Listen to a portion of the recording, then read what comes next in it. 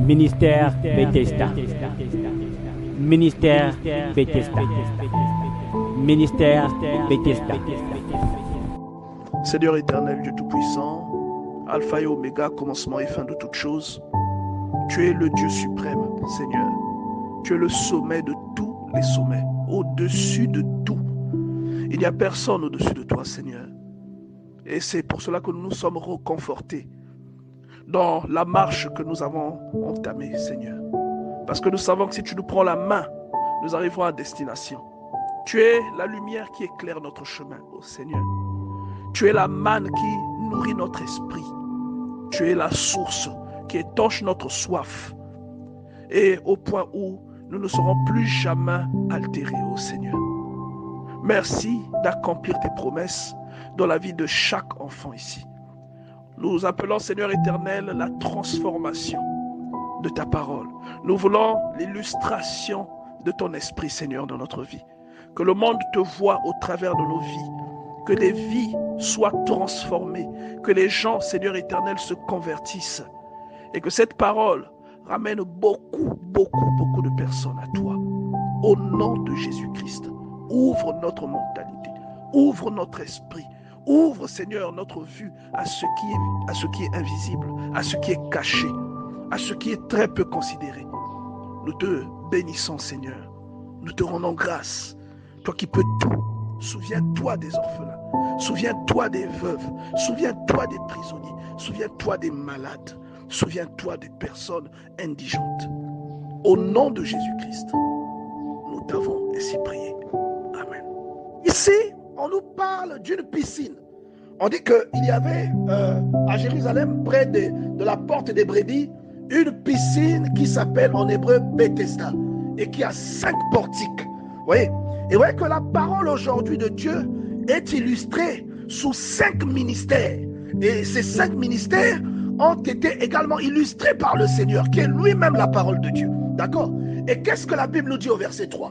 Au verset 3, on nous dit que sous ces portiques étaient couchés un grand nombre de malades. Donc sur chaque portique, vous voyez, on dit que chaque portique ici, vous devez voir ces portiques, vous devez voir chaque portique comme le symbole d'un ministère. D'accord? Le symbole d'un ministère, parce que nous avons 5 ministères dans le corps de Christ. Donc les 5 portiques représentent chacun un ministère. Vous voyez? Et la Bible déclare qu'il y avait des malades couchés. Les malades couchés sur chaque portique sont les représentations des personnes qui vont dans les églises, qui sont conduites par des ministères particuliers et précis. Il y a des personnes qui sont dans les églises qui ont un ministère prophétique. Il y a des personnes qui sont dans les églises où le leader a un ministère pastoral. Il y a d'autres qui ont un ministère évangélique. Et à chacune de ces personnes, il y a un lot de malades, un lot de personnes bien portantes, des personnes qui font des activités, qui en apparence sont en bon état de santé, mais qui, du point de vue de Dieu, sont des personnes qui courent des grands dangers, sont des personnes qui courent vers la mort, en fait, si le salut ne leur est pas octroyé. Vous voyez? Donc ici, on vous dit qu'il y avait beaucoup de malades. Il dit qu'il y avait des malades en grand nombre. On dit des aveugles, des boiteux. Les aveugles, nous avons des personnes parfois qui voient, mais qui sont aveugles. Vous voyez? Il y a des personnes dans la vraie vie qui peuvent voir, qui voient comme vous et moi, mais qui sont aveugles. J'aimerais te signaler une chose, bien aimée dans le Seigneur. Tous ceux qui étaient autour de la piscine, qui étaient couchés sous les portiques, ne savaient pas que la piscine n'était qu'un symbole. La piscine était l'illustration de Jésus. Ils ne le savaient pas. Ils partaient chercher le salut dans ce qui était une forme de photocopie, une forme de brouillon, bien aimé. Mais ils avaient le véritable au milieu d'eux. Ils étaient incapables de le reconnaître. Vous voyez? Ils étaient incapables de savoir que la piscine personnifiée, c'était le Seigneur. Ils étaient incapables de savoir que l'hôpital ambulant, c'était le Seigneur. Mais ils partaient, ils passaient beaucoup de temps sous les portiques, en train d'attendre que l'ange vienne remuer. Et il y a beaucoup de personnes comme ça dans les églises qui espèrent trouver leur salut dans une église, mais qui ne savent pas que le salut dépend d'un contact direct et personnel avec le Seigneur. Et que ce contact se cultive dans votre vie, dans votre comportement, dans vos choix, dans comment vous traitez les autres, dans ce en quoi vous croyez, dans ce que vous bannissez de votre vie. En faisant cela, vous bâtissez une voie par laquelle le Seigneur lui-même viendra jusqu'à vous. Et on nous parle là de cet homme malade depuis 38 ans, qui attendait sa guérison. Il dit, s'il y a des gens qui font la queue pour attendre un miracle, Dieu a dit, toi tu ne feras pas la queue. Ton miracle, tu l'auras, dépendant de ton affinité avec lui.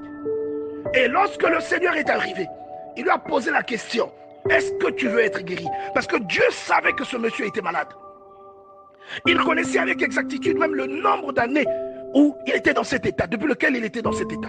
Dieu le savait. Vous voyez? Et lorsqu'il arrive, il lui dit, veux-tu être guéri? Et le type lui répond, Seigneur, je n'ai personne pour me jeter dans la piscine. Vous voyez? Mais Jésus, ce qu'il essaie de lui dire, mais tu n'as pas forcément besoin de cette piscine. Cette piscine est simplement le reflet de ce que je suis. Si je suis là, tu n'as plus besoin de plonger dans la piscine.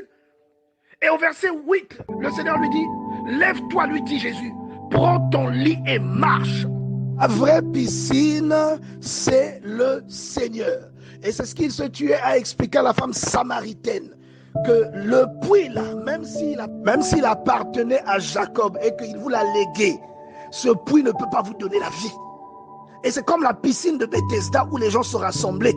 Cette piscine ne pouvait pas vous donner la vie ou la guérison aux malades qui se rassemblaient sous les portiques. Et c'est comme le puits, puisque le puits contient de l'eau. Or, l'eau, c'est la parole de Dieu. La parole de Dieu, c'est le Seigneur. Et il est en train de lui dire que cette eau, en fait, il en existe une véritable version. Et c'est celle qui se tient devant toi. Et si tu bois de cette version-là, mais tu ne mourras plus. Si tu bois de cette version, tu n'auras plus jamais soif. Vous voyez? Cette version va étancher toutes les soifs qui ont un rapport avec ce monde. Tu n'auras plus jamais soif. Et la piscine, c'est pareil. Lorsque le type se tue à expliquer au Seigneur qu'il n'y a personne pour me jeter, il essaie de lui faire comprendre, mais tu n'as pas besoin d'aller dans la piscine. La piscine, c'est moi. Si je veux que tu sois guéri, tu es guéri. Si Dieu veut que tu sois guéri, tu seras guéri. Si Dieu veut que ton problème change, il changera. Arrange-toi seulement à ce qu'il se trouve sur ta route. Et pour cela, il faut que tu respectes ces préceptes, il faut que tu portes ta croix, il faut que tu sois exemplaire et que tu bannisses certaines choses de ta vie. Vous comprenez? Et le Seigneur lui dit, il n'a pas cherché beaucoup de débats. Pendant que le type explique, non, moi j'attends mon tour, il n'y a personne pour m'aider, ainsi de suite. Le Seigneur lui dit, prends ton lit, lève-toi et marche. Il lui a donné l'ordre, il a prononcé la parole qui a les mêmes effets que l'effet que les gens espéraient expérimenter en plongeant dans la piscine au moment où l'ange venait remuer l'eau. Sauf que ce que l'ange fait n'est que le brouillon de ce que le Seigneur est. Donc la piscine, ce n'est que le brouillon, ce n'est que la photocopie, ce n'est que c'est vraiment un schéma, une maquette de ce que le Seigneur est. Et ils avaient le Seigneur en leur présence, mais il n'y a eu qu'une seule personne qui a eu cette révélation et qui a pu expérimenter la guérison. Lorsqu'ils sont sortis de là, les autres continuaient à attendre sous les portiques. Et aujourd'hui, dans le milieu chrétien, il y a exactement le même scénario qui est en cours. Il y a des gens qui vont attendre dans les églises, il y a des gens qui continuent à attendre là où il ne faut pas attendre. Il y a des gens qui continuent à attendre indéfiniment au lieu de rechercher la relation. L'église te montre la voie, mais la relation entre Dieu et toi, c'est toi qui l'établis. Oui, c'est toi qui l'établis. Et tu peux la maintenir grâce à l'église parce que tu as besoin des prédications de l'homme de Dieu, tu as besoin des conseils du pasteur, etc., etc. Mais la relation, c'est toi qui l'établis. Le pasteur, il te montre la porte et la voie. C'est à toi de la franchir. C'est à toi d'arpenter cette voie. C'est à toi de l'expérimenter. Vous voyez? Et beaucoup de gens attendent indéfiniment. Allez à la rencontre du Seigneur. Mettez tout en œuvre. Vous voyez? Et il y a un qui a eu une révélation. Il y a un qui a eu un coup d'œil. Et il a reconnu le Seigneur. Et il a mis sa confiance dans le Seigneur. Et il a reçu sa guérison. Et j'aimerais parler à un frère. J'aimerais parler à une sœur ce matin. Si tu es en train de traîner dans le couloir de la guérison, tu es en train de traîner dans le couloir des miracles, où la queue est très longue, vous êtes très nombreux, Dieu te dit que si tu le rencontres, si tu cherches sa face, tu n'auras pas besoin de faire la queue pour que ton miracle arrive dans ta vie. Tu n'auras pas besoin d'attendre, de faire la queue, d'attendre ton tour pour que ton problème soit résolu. Recherche simplement la face de Dieu, bien-aimé dans le Seigneur. Bien-aimé dans le Seigneur, à chaque fois que vous entendrez parler de l'eau dans la Bible, lorsque vous entendez parler d'une source, d'une piscine, ne cherchez pas longtemps parce que l'eau, c'est le symbole de la parole de Dieu. Et la Bible nous dit dans le livre de Jean au chapitre 1 à partir du verset 1, au commencement était la parole. Et la parole était avec Dieu et la parole était Dieu. Donc on vous explique que tout ce qui existe n'a pas la possibilité d'exister si la parole n'existait pas. On vous dit que tout ce qui existe est venu à manifestation par le moyen de la parole de Dieu. Et on vous dit que cette parole-là, c'était Dieu. Ou cette parole-là, c'est Dieu. Vous voyez? Et que cette parole a participé, ou que tout est sorti d'elle. Vous voyez? On dit, elle était au commencement avec Dieu, toutes choses ont été faites par elle, et rien de ce qui existe n'a été fait sans elle. En elle était la vie, et la vie était la lumière des hommes. Et le Seigneur explique à la femme samaritaine dans le livre de Jean au chapitre 4 que l'eau que tu viens puiser ici, quiconque la boit aura toujours soif. Il reviendra chercher de l'eau. Mais l'eau que moi je possède et que je peux te donner, lorsque tu la boiras, tu seras désaltéré à jamais. Et elle produira en toi des sources qui jailliront jusque dans la vie éternelle. Et vous savez que cette eau, c'est la parole de Dieu. Vous voyez, l'eau, c'est la parole. Voilà pourquoi vous voyez que d'un côté Corneille dans Acte 10, qui reçoit l'Esprit après la prédication de l'apôtre Pierre. Et vous voyez par exemple le Seigneur qui est plongé dans l'eau et qui reçoit l'Esprit après avoir été plongé dans l'eau. Ou encore, vous voyez dans plusieurs illustrations des personnes qui sont baptisées et qui reçoivent l'Esprit de Dieu, d'accord, après leur baptême. Pourquoi? Parce que le baptême d'eau symbolise, dans ce baptême-là, l'eau symbolise la parole de Dieu qui t'engloutit. Tu meurs dans cette parole. Elle tue quelque chose en toi et elle te ramène à la vie. Vous voyez? Et c'est le rôle que la parole de Dieu joue dans notre existence. Bien-aimés, tous ces gens de Jean chapitre 5 verset 3, tous ces malades attendaient inexorablement une grâce qui était déjà au milieu d'eux. Cette grâce était déjà parmi eux. Ils s'évertuaient à attendre que l'ange descende pour remuer l'eau. Mais ils ne savaient pas que cette eau n'était qu'un simple croquis de quelque chose qui était déjà au milieu d'eux. Ils n'avaient pas la projection spirituelle pour comprendre que cette eau était l'illustration du Seigneur et que le Seigneur était au milieu d'eux. Et que cette grâce ambulante, cette guérison ambulante marchait déjà au milieu d'eux. Et qu'il suffisait seulement d'être en contact avec elle plutôt que d'attendre qu'un ange vienne faire le travail. Ils avaient la possibilité d'entrer en relation avec l'auteur du miracle lui-même. Bien-aimés, ne soyons pas ignorants comme les gens qui venaient s'entasser avec leurs problèmes, avec leurs infirmités à la piscine de Bethesda. Ne soyons pas comme ces gens et soyons comme cette illustre personne qui s'est manifestée au milieu de cette piscine et qui a guéri quelqu'un. Il a choisi sûrement le cas le plus désespéré. Parce que lorsque vous êtes malade depuis 38 ans, je vous garantis que c'est un gros challenge. 38 ans, bien aimé, c'est toute une vie. Je vous garantis que si vous n'avez pas la foi, vous ne croirez même plus en Dieu. Quand vous voyez quelqu'un qui est malade depuis 38 ans, mais qui vient traîner aux abords de la piscine, ça veut dire que cette personne a la foi, elle espère guérir, et que cette foi n'est pas des moindres. C'est une foi particulière, parce qu'au bout d'un moment, quand on a un problème, on laisse tomber. Mais 38 ans durant, le monsieur a tenu bon, il n'a pas lâché. C'est une personne qui avait la foi, et c'est pourquoi Dieu l'a identifié. C'est pourquoi le Seigneur s'est dirigé vers lui, et c'est pourquoi il a reçu sa guérison. Bien-aimé, la foi, c'est votre billet d'entrée. La foi, c'est la chose sans laquelle vous ne pouvez plaire à Dieu. La foi, c'est la chose qui attire le regard de Dieu sur vous. Si vous voulez votre miracle, cessez de faire la queue. Ayez la foi, manifestez-la, et Dieu viendra jusqu'à vous. La Bible déclare, aussitôt cet homme prit son lit et marcha. Aussitôt, cet homme fut guéri. Il n'a pas eu besoin d'aller dans la piscine, d'attendre, de faire la queue comme tout le monde. Il est devenu privilégié parce qu'il a rencontré le Seigneur. Et aujourd'hui, vous faites peut-être la queue pour votre miracle, mais Dieu est en train de vous dire que si vous rencontrez le Seigneur, si vous construisez la route qui permet au Seigneur de venir jusqu'à vous, vous n'aurez plus besoin d'attendre que votre tour arrive pour recevoir le miracle. Tous ceux qui étaient là se trouvaient en présence du Seigneur. Ils comptaient sur la piscine, mais ils avaient avec eux l'original, mais ils ne se rendaient pas compte. Leurs yeux étaient rivés sur la piscine. Ça manque de révélation. C'est comme beaucoup de personnes qui vont dans des églises, qui comptent sur les pasteurs, qui comptent sur la prière du pasteur, tandis que ces gens peuvent construire une relation avec le Seigneur. Vous pouvez construire une relation de laquelle Dieu va se glorifier.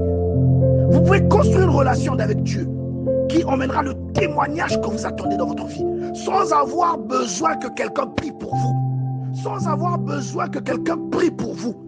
Vous avez juste besoin que l'on vous guide légèrement et vous devez pouvoir vous envoler jusqu'après. Vous comprenez?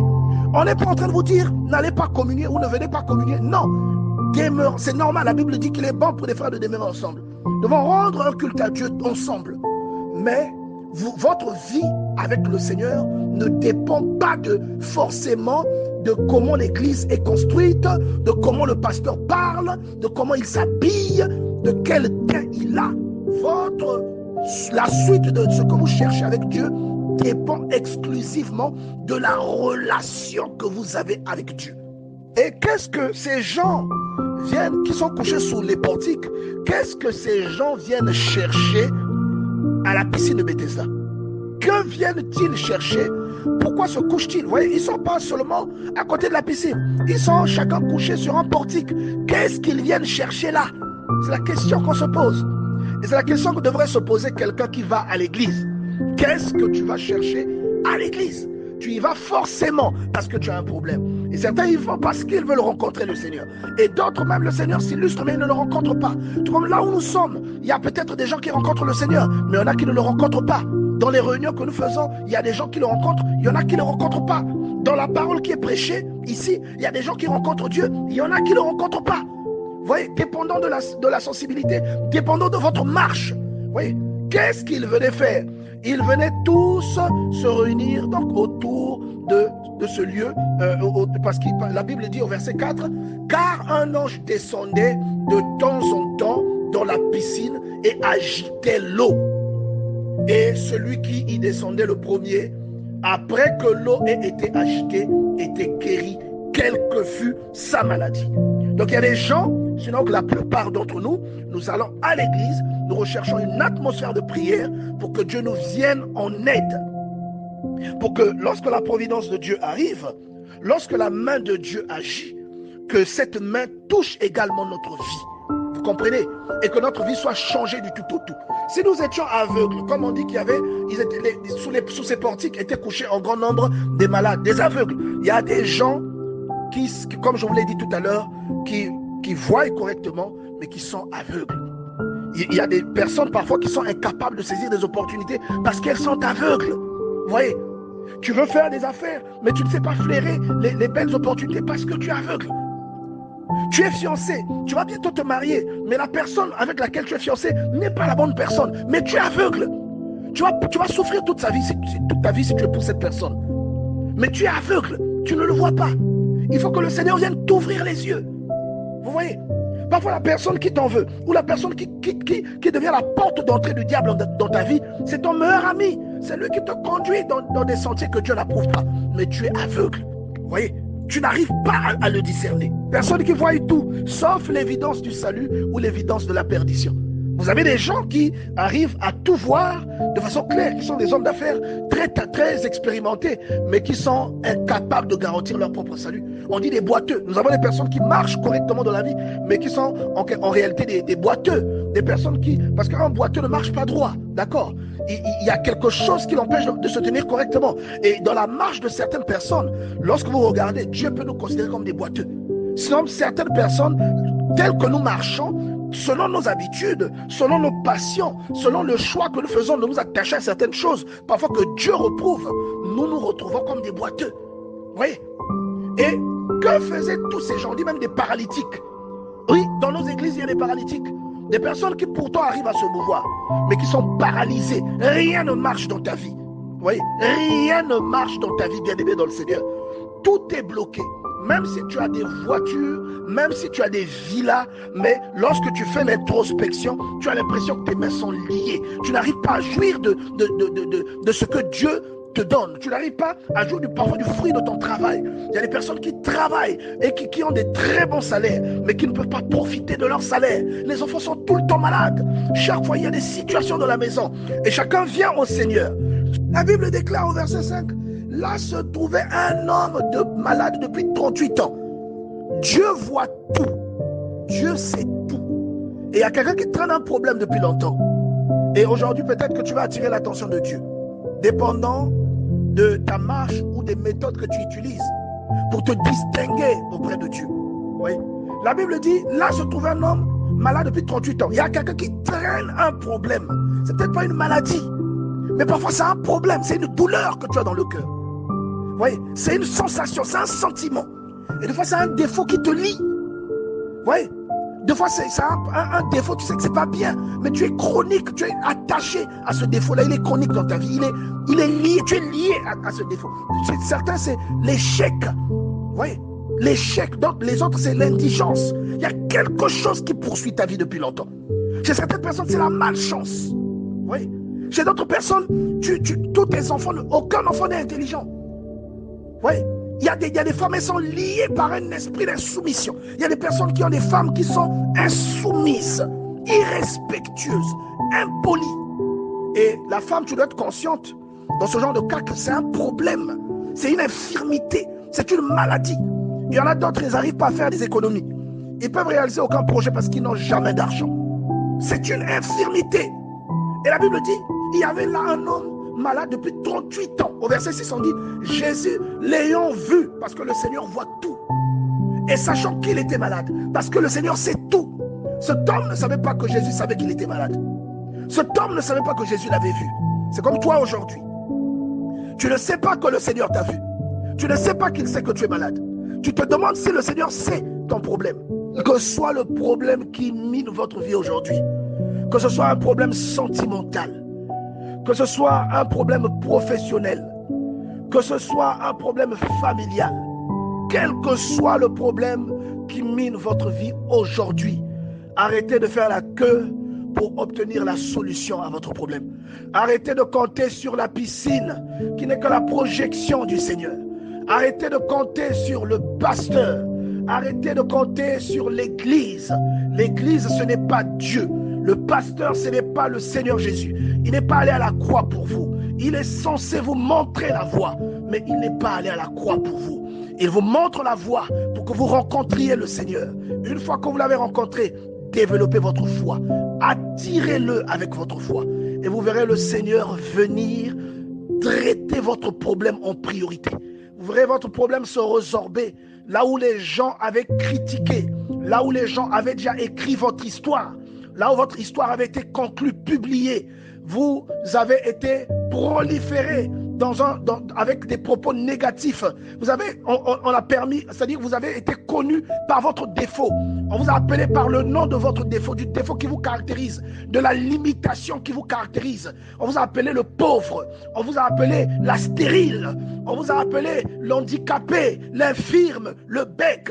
On vous a appelé l'indigent, on vous a appelé le malchanceux, le célibataire endurci. Et le Seigneur vous dit aujourd'hui que le temps est révolu de faire la queue pour attendre votre tour. Développez votre foi, allez à la rencontre du Seigneur. Il vous remarquera, quelle que soit la foule dans laquelle vous vous trouvez, il vous remarquera. Il viendra à vous comme il est venu à cet homme qui souffrait de paralysie depuis 38 ans. Il viendra à vous et il vous donnera votre guérison. Ministère Bethesda. Ministère Bethesda. Ministère Bethesda.